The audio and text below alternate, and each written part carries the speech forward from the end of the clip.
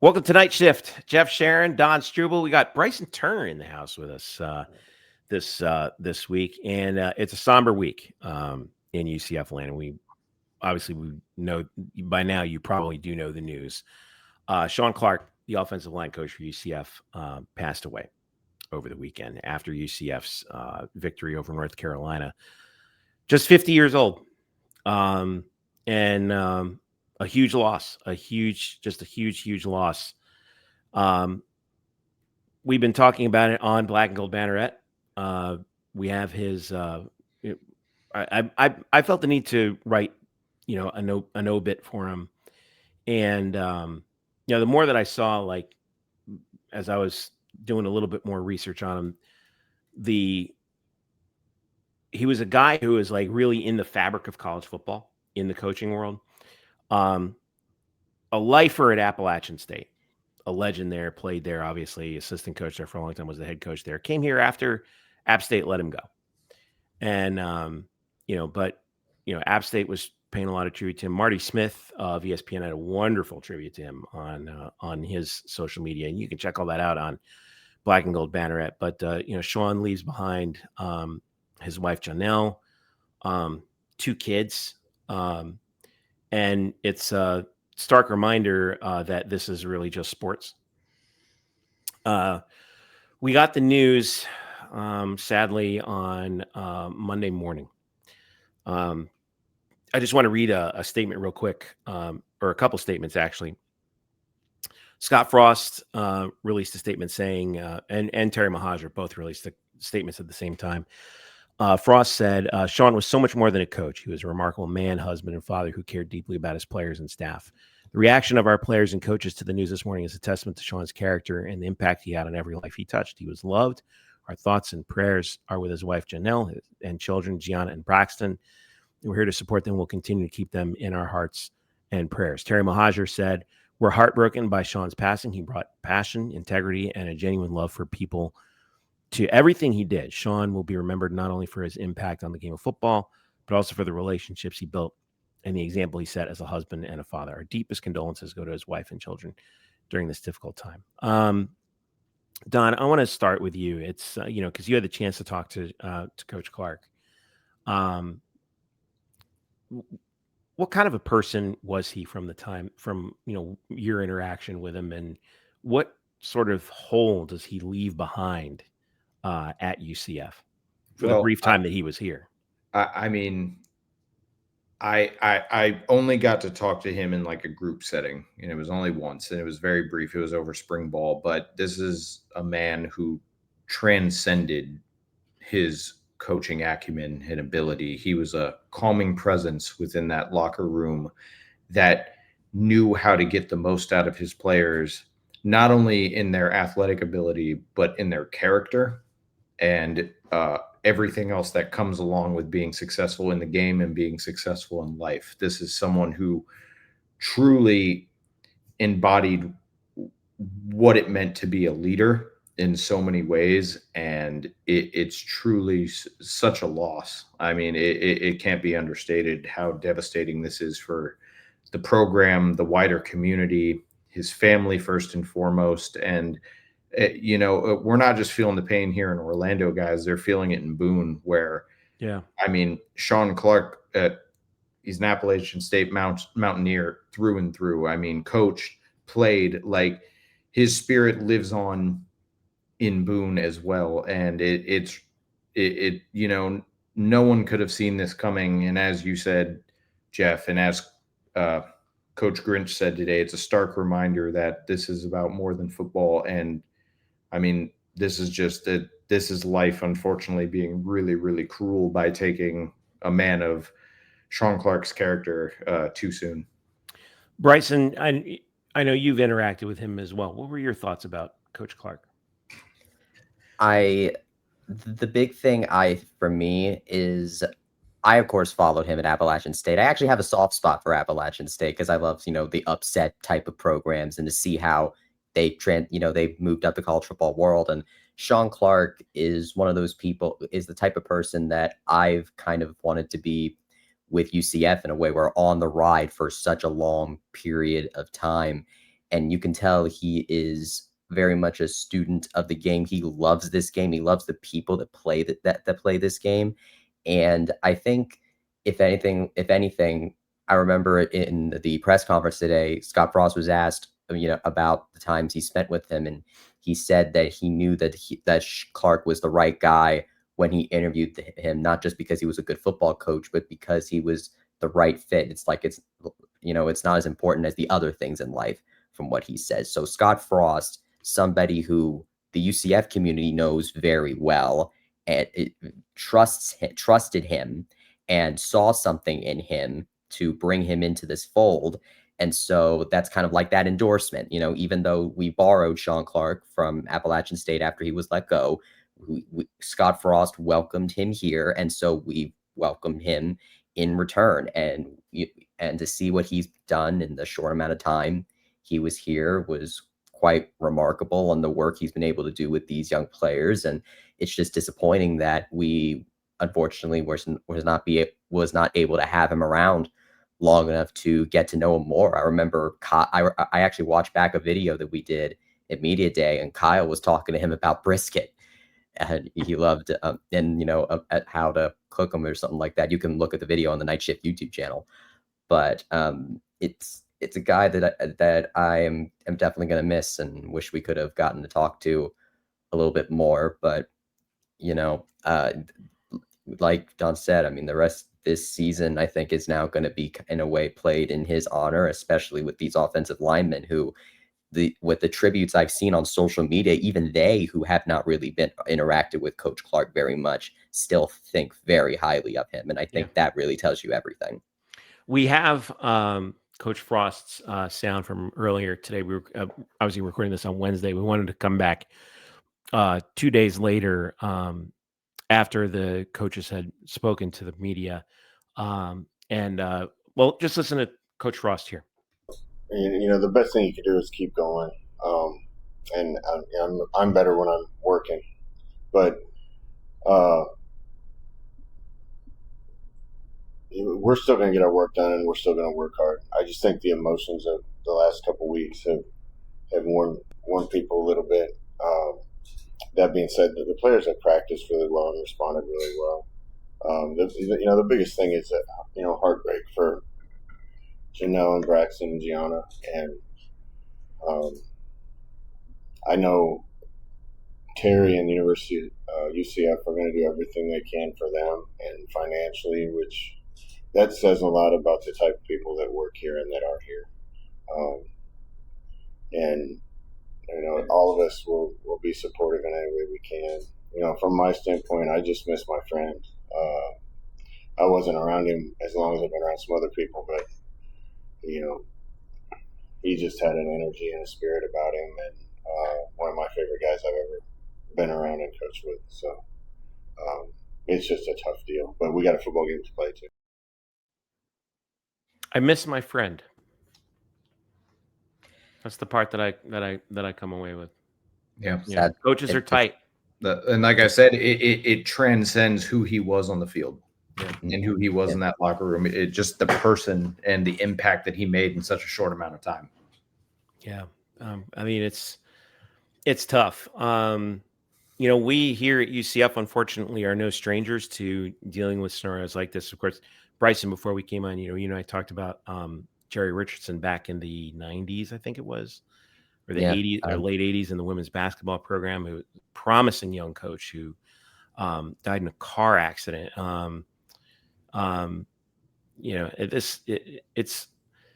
It's gonna, to lose a coach so young is just heartbreaking. There's really no other way to say it. And obviously we all want to pass along our warmest condolences to his family and his friends and all of his all the players who who he impacted and he touched throughout his career, not just at UCF, not just at App State, but at all the different stops. Coaches are traveling guys, and they have a chance to impact a lot of people around. He was at Eastern Kentucky, he was at Purdue, he was at Kent State. Scott Satterfield, who's the head coach at Cincinnati, was the head coach at App State when Clark was there as an offensive line coach, and paid tribute to him. Eli Drinkwitz, who was also at the head coach at Mizzou, who is also at App State for 1 year. Man, it's tough. It's just so tough. And I know that we're thinking of his wife and kids. I found this really cool tweet that Coach Clark had after his. I think it was his final game at App State, and there was a picture of him and his family, Janelle and Gianna and Braxton, and man, we're thinking of them. And I know it's something that's it's hard to get over, because this is a dad, I mean, not just a coach, but a dad and a husband, and gone far too soon. So rest in peace, Coach Clark, and thank you for the brief period of time that you left your mark here at UCF, and for all of the impacts you made around college football, and we're forever grateful. There's no easy way to segue from that, but nonetheless, we must. And I think Coach Frost alluded to it in that soundbite, is that the season does progress. It does continue. So unfortunately, we have to sort of switch gears and talk about the actual logistics of what happens when you lose a member, an assistant coach, especially one as important as your offensive line coach. Don, UCF did make some personnel moves. Who have they brought in? Yeah, so we knew about Coach Alex Farah, who was a handpicked assistant of Coach Clark's, to come in, and he was the one really manning the engine in that big win against UNC. But last week, prior to the UNC game, Coach Frost talked about wanting to bring in a veteran just to add some support, and they did. They're bringing in Coach Danny Hope, who was a head coach at Purdue. He's had several other stops along the way, offensive line coach at Louisville, coached at other Big Ten programs. And Coach Frost made that announcement today. I guess Coach Hope was living, or at least staying over in Cocoa Beach area, so very short commute, easy to go get him. And he has a tie to Coach Clark as well. And so this all feels, as unfortunate as it is, fitting and kind of like a testament to Coach Clark's memory in a way, bringing in, guys that he was familiar with and that he would likely sign off on. And so this is the path moving forward. Whether Coach Hope stays long-term or this is just interim, that's yet to be determined. But where we're at right now, he is coming onto staff, and I imagine he will be there for K-State, if not Kansas, the following week back at home. Yeah. Coach Hope, you mentioned that, Don, when he was the head coach at Purdue, Coach Clark was his offensive line coach there. Mm-hmm. And Coach Hope himself, longtime offensive line coach. Mm-hmm. Just to give you some of the places where he's actually originally, interestingly enough, from Gainesville. Coached at Manatee High School back in the early 80s. Oh, wow. Yeah. He's been the offensive line coach at Louisville, Oklahoma, Wyoming, Purdue again. And interesting, was the co-offensive coordinator and offensive line coach at South Florida in 2015, his most recent.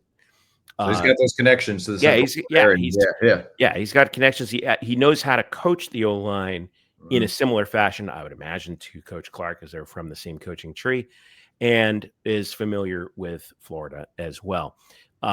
Last time he was in coaching was in 2019. He was the offensive line coach at Eastern Kentucky, another place where Coach Clark was from before. Some of the players, however, that Coach Hope has tutored in his time include one Matt Light, former New England Patriot.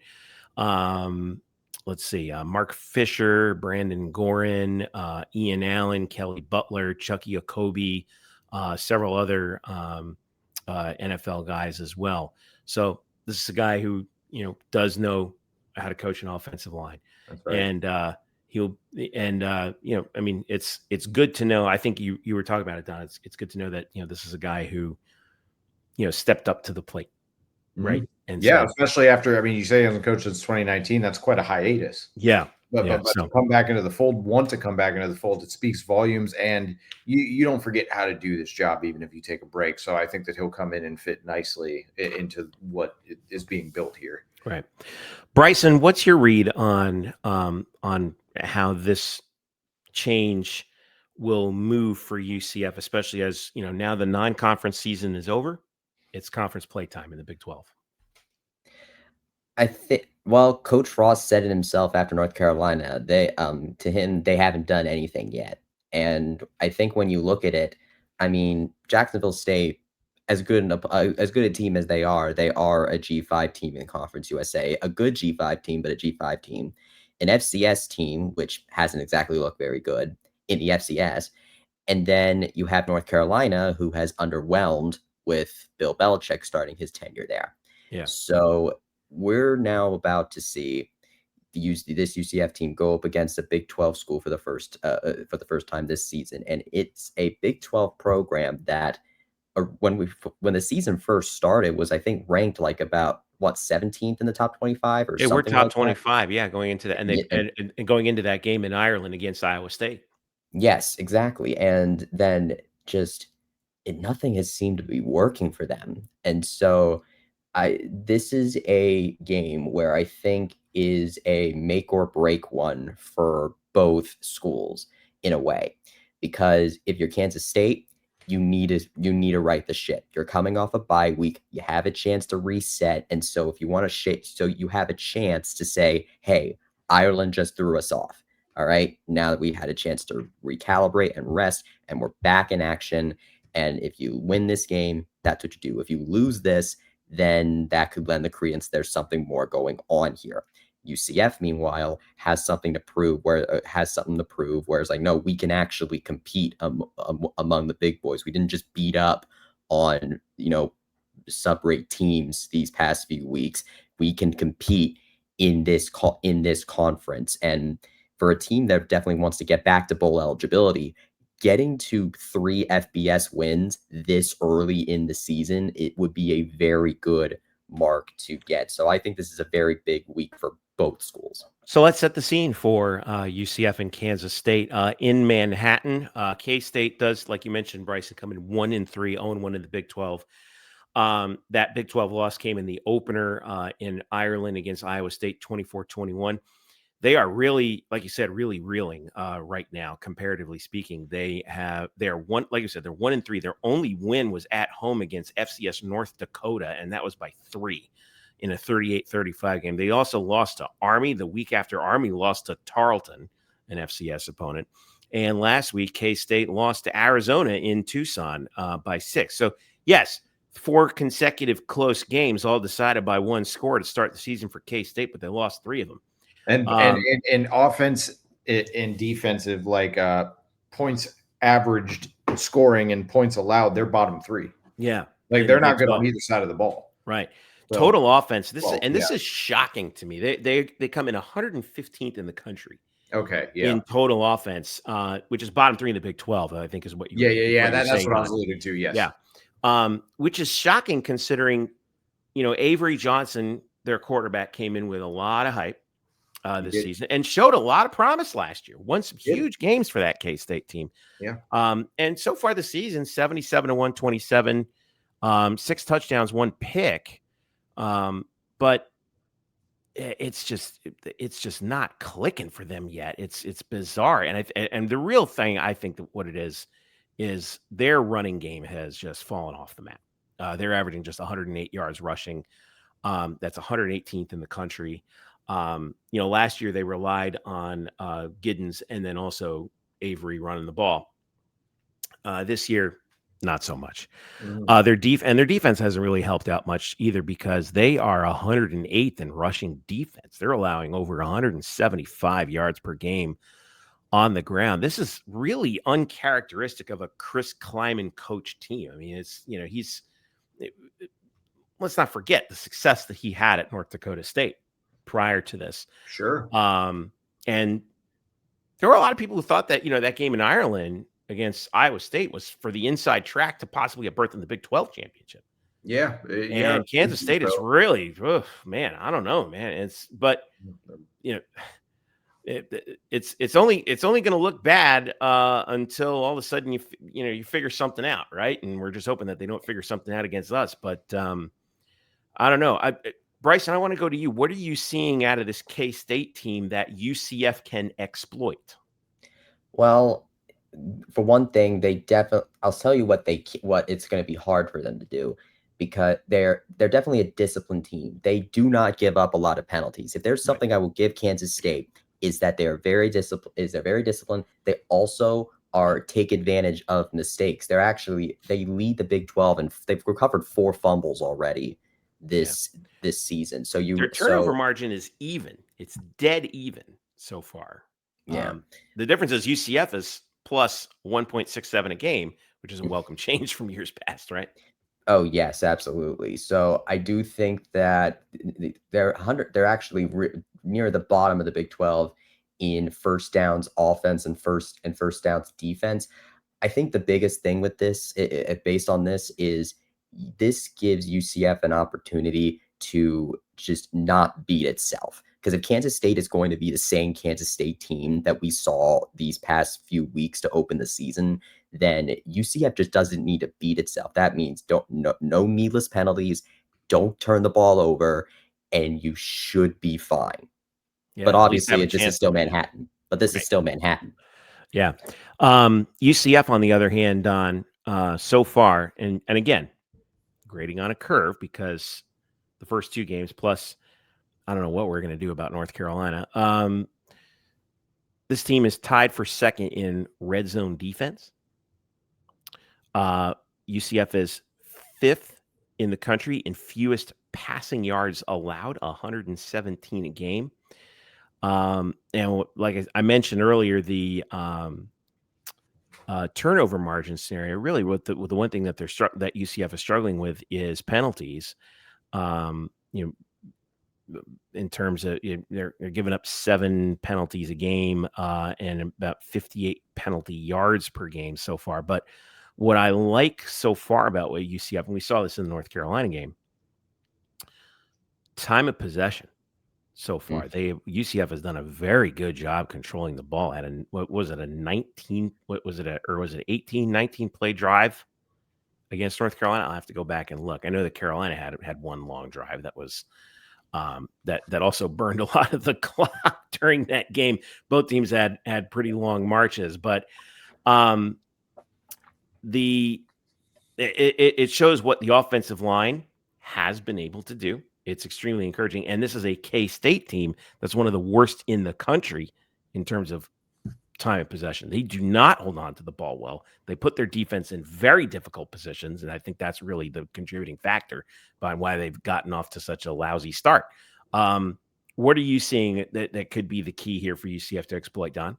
Yeah, I think the death by 1,000 paper cuts methodology, if they can really control time of possession and really, get those drives that are just enveloped by, double-digit plays, like way up close to, 15, 20 area, and that feels like kind of an anomaly. Drives aren't typically that long, especially against this kind of competition. But if they can do that on top of this is something that I talked about in the preseason preview, is because last year's UCF red zone defense was atrocious. They were one of the worst in the country.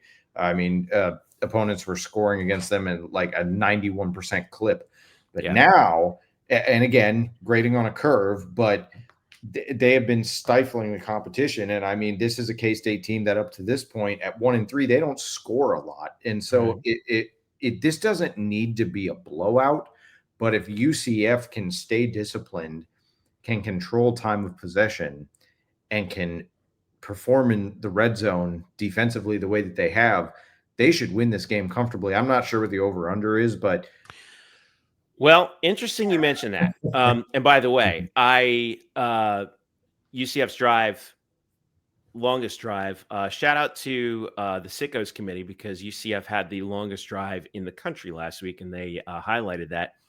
In the fourth quarter, the final touchdown drive for UCF was 18 plays, 93 yards in 10 minutes and 26 seconds. That's insane. They ate a quarter almost. Yeah, that is incredible. They had, well, here's the other thing. They had another drive that was there it is, 14 plays, 42 yards, and 744 that ended in a field goal.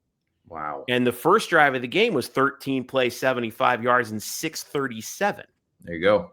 UCF would have completely dominated time of possession were it not for a UNC drive that was 19 plays, 80 yards, and 840.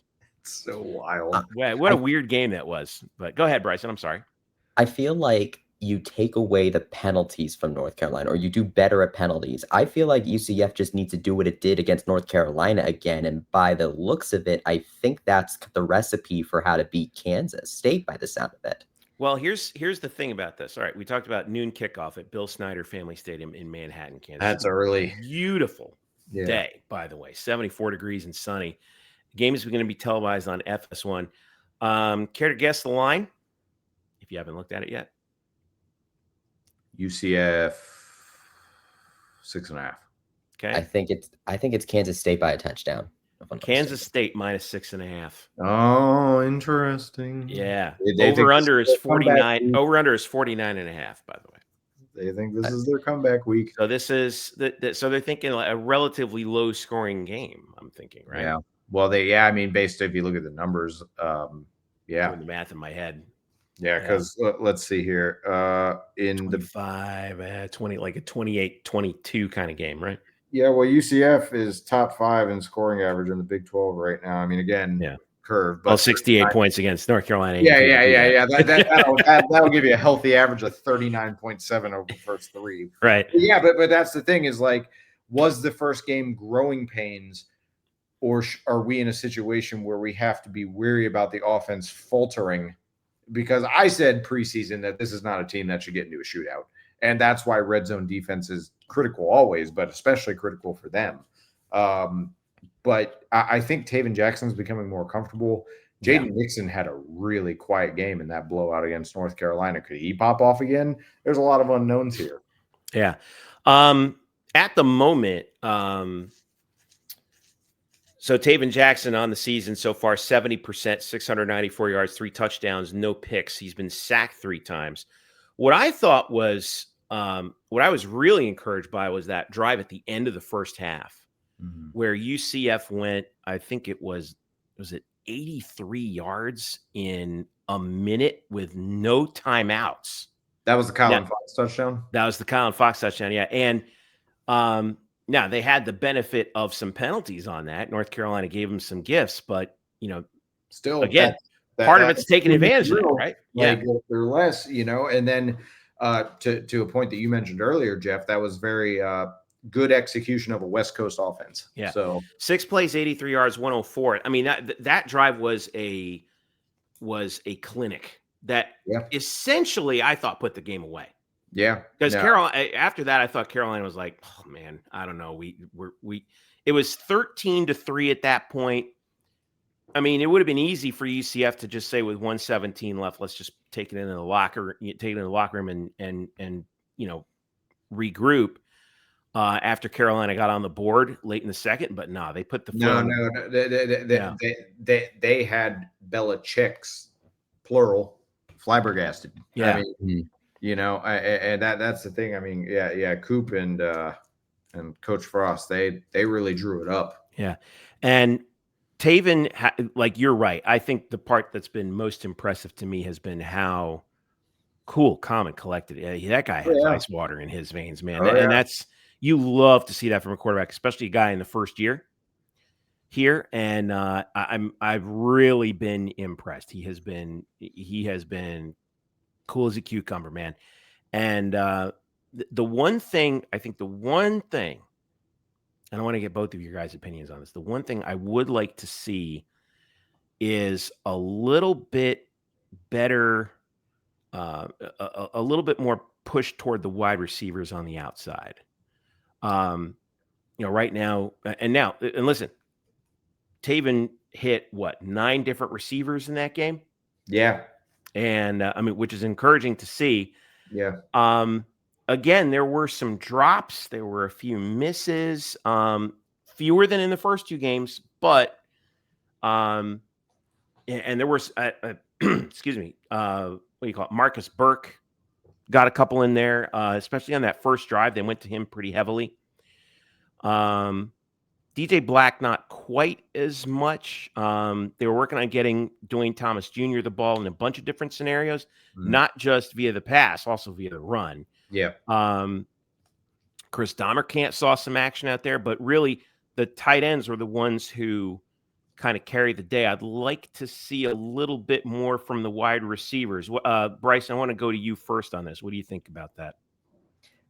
I don't know, actually. I don't know, because to me, if Tayven Jackson is going to have some of that inconsistency, a little bit of that inconsistency that you were talking about, even if it's a little bit, I think relying on the really good running back group that you have with Miles Montgomery and Jaden Nixon and Nixon, especially with their ability to succeed in the passing game, I think you keep going on that, especially if the run defense on the other side is poor. Like, keep running up the gut. We've seen UCF teams in the past really rely on that running game to great success, and so to not push the passing game too much. Do I trust Tayven Jackson to hit passes when it counts? I do, but I think it's better to save those and not take too many chances unless you have to. We have a great running group. Use them. Don? Yeah, I'm with you, Jeff. I said this a couple weeks ago. I would like to see them go over the top a little more and work those corners a little bit. It's great to have strong tight ends because you want to be able to get those crossing route situations, check downs, little 5 to 10 yards. Like I said, death by 1,000 paper cuts, get down the field. However, you don't want to be one or two dimensional to the point where as the season progresses and more film comes out on you, it makes it easier to game plan. You've got to be able to take a shot. And I want to see it's not even just on Tayven. Like, guys have to have that separation, and it has to be in the game plan first and foremost. But you're not going to be the winning team and the explosive team that you want to be without that. I just think that defenses are too smart. They're too fast and athletic, and you got to be able to make up some ground, especially, I mean, we talk about it that, with a little over a minute left, like they were fantastic before halftime. But are you always going to end up in a situation where you're going to be like, you have to move quick and you have to be able to make plays downfield to help manage some of that clock in those 2-minute drills and such. And so I think that no, I'm with you, Jeff. I agree that we need to see more from the wideouts. Big plays on defense. Alex Grinch, man. Yeah. 6 takeaways for the defense compared to just 1 turnover by the offense. That's a +5 margin. 1.67 per game is tied for 8th in the country. See, and that's what I'm saying. This is what I talked about. People like to demonize him at USC, and I understand it. Their points per game average allowed was horrendous, guys. However, even at USC, they could turn the ball over. Yeah. And they were a very strong team in forcing turnovers. So it's very like active, yeah. There you go. And that's the thing. Like he always says, like, multiplicity and being active. Like that's what he tries to instill, because that's what he expects from this K-State team. He said they're multiple and you've got to be ready to stop them on all fronts. Yeah. And Bryson, I think the other thing too, that's also been part and parcel of that, I think you can speak to this. The pass rush has been very good, especially on the part of Nigel Kelly. All 3 games that I've observed very quickly, he gets off the ball and is in the backfield. And it's one of those things where it's like he and Malachi Lawrence have both done this. And Sincere Edwards was getting home too, where it's kind of like, a good center in basketball. They may get a lot of block shots. They may not get a lot of block shots, but a really good center will affect more shots in the course of a game without necessarily getting a lot of blocks. And I think that's the case certainly with UCF these first 3 games. The pass rush, Nigel Kelly and those edges, they are getting home. And even though they're not accumulating a lot of sacks, they're forcing a lot of incompletions. They forced Gio Lopez out of the game. And Gio was having to run around for Carolina all night long. Can This you pass rush disrupt? is really working. Sorry, Don, go ahead. I was just saying, can you disrupt, to your point Yeah. about hoops? Like, can you make it more difficult? And that's going to win you games too. It doesn't always got to be pretty. Do you think they can do the same thing against Avery Johnson this week, Bryson? It depends on what Avery Johnson we're getting. Are we going to get the Avery Johnson of 2 years ago that we faced last time, or are we going to get the Avery Johnson of the first couple of weeks? I mean, if the odds makers are to be believed, they think there's a chance the old Avery Johnson is going to pop out. So it's really going to be the onus. I feel like the thing is that I feel like K-State has a lot more to lose going into this game than we do. So I have it. So it's really going to be a matter of seeing what they do and try to scheme their way around that. But I think, Jeff, you really said it. That pressure will be very important. That's part of the reasons why, like, we're leading the Big 12 in passing yards allowed. Yeah. Fewest passing yards allowed. The all-time series 2-0 in favor of Kansas State. First, was it both of them? Yeah, both of them have been in Manhattan, including 2023. UCF played Kansas State in 2010. Oh, I looked at that game. We actually were leading them. We got a late score late, and then they scored with like less than a minute to go to take the win. That would definitely be a heartbreaker to watch. We kind of got beat up in 2023 by a really good K-State team that year. So UCF looking for their first win against the Wildcats, and doing so in Manhattan would be fun indeed. And K-State, man, what a program. I mean, I saw there's a documentary on YouTube about what that program has done under Bill Snyder. Like when he was hired, like K-State was like the dregs of college football, and they've become a powerhouse. And and getting a win in Manhattan is no small feat. But I think UCF definitely has a chance to do it in this particular case. And it's going to be interesting. But there's a little bit, I don't want to diminish it, but there is a little bit extra riding on it in the wake of the news with Coach Clark. And I think we're going to see, really the metal, what kind of metal this team is made of. I think from that, a lot of teams, they don't have to deal with loss like that, but man, this is like I said, it's the show must go on, as they say, right? And the season's going to continue. And like Coach Frost said, he feels better when he's working, and I feel like some of the players will be kind of the same way. To get back to to do the playing football again can be therapeutic in a way. And when you're playing football, you're not thinking about anything else. That's the other thing too. Last word to you, Don. What are you looking forward to? I mean, to your guys' point, I think that this team is playing with an extra chip on their shoulder. I think that they are going to turn grief into strength. That this is a team that they have preached their togetherness and their culture from the beginning, where so many programs, especially in the age of NIL, suffer from, who's getting theirs. This is a team that doesn't care about that. And I think now even more, like, they're truly going to be a band of brothers. And I think that they can put together something not only special in this game, but in the season moving ahead. And I don't think Kansas State is ready for what UCF is going to bring in the wake of what they've gone through. And I think that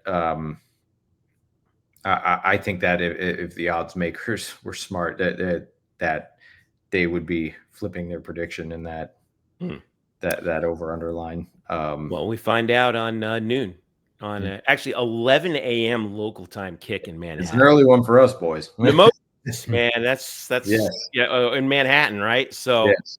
Now none of us will actually be there, but we'll be watching. That game is on FS1. I believe Connor Onion is calling that game. Yes, Eric Lopez let us in on that the other day. Yes, and Mark Helfrich being the analyst. That's right, Bryce. I'm glad you brought that. That's the other part. Is Mark Helfrich is Scott Frost's old boss.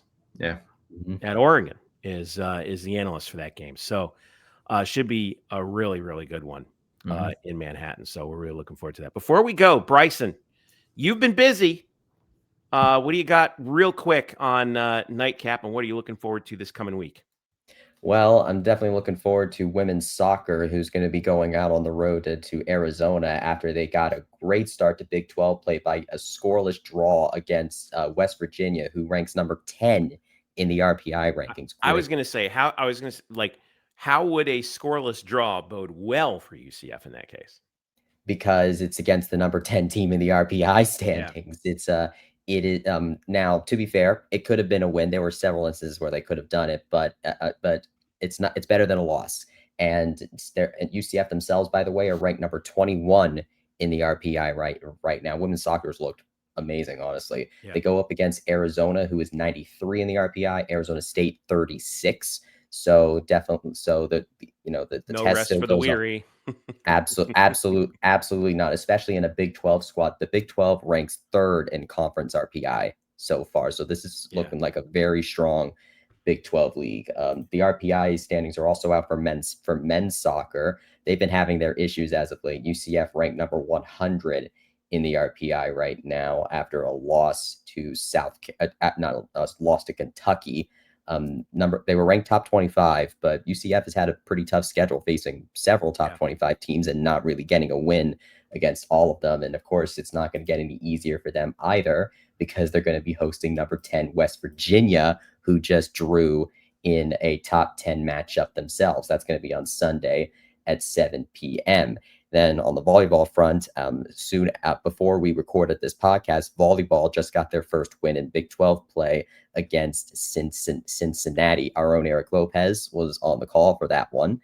Yep. So that was certainly a fun one. But and a big win for them too, to get that first conference win for Matt Botsford. Oh, yes, absolutely. I think it's been really interesting to watch this new team really develop under him. There's definitely some answers, I think, to look for on defense, but they had freshman Alexa Haley starting out at the defensive position, and our own Cassie Mills was there. You can look on the KnightShift YouTube channel to see post-game content where she was amongst the press conference there, and I'm hearing that she'll be writing a little something about that. So Cassie's been doing a real great job for us on the volleyball front this season. Shout out to Cassie, yeah. And by the way, UCF volleyball 10-3 right now, 1-1 in the Big 10 or Big 12, and interestingly enough, that was also Division I win number 800 all time for UCF volleyball. So a milestone as well for the Knights tonight against the Cincinnati Bearcats. And part of a milestone 50th season. That's right. So, all right. You can check all that stuff out on Black and Gold Banneret. You can also hit us up on the feed where we have all the latest news from the world of UCF sports for you as well. Also, you can follow us on social media, Black and Gold Banneret on Facebook, Threads, and Instagram. Got some snaps from from Derek Warden from the North Carolina game up there on the Instagram channel if you want to check that out. UCF Banneret _SBN on X. Also UCFBanneret.bsky.social on Blue Sky. And don't forget our YouTube channel, youtube.com/KnightShiftUCF. And you can subscribe to this podcast on Spotify and on YouTube, and of course on Apple Podcasts as well. All right, that'll do it for us. We will be live blogging for UCF and K-State in the afternoon on Saturday. Should be a fun one. Keeping an eye on that one. It'll be an emotional week and an emotional probably rest of the season for UCF football. But there's football to be played nonetheless, and we'll see if they can bring home a win from Manhattan, Kansas for the first time in program history. For Don and Bryson, I'm Jeff. Thanks for listening and thanks for watching. This has been Night Shift. We will see you on Saturday.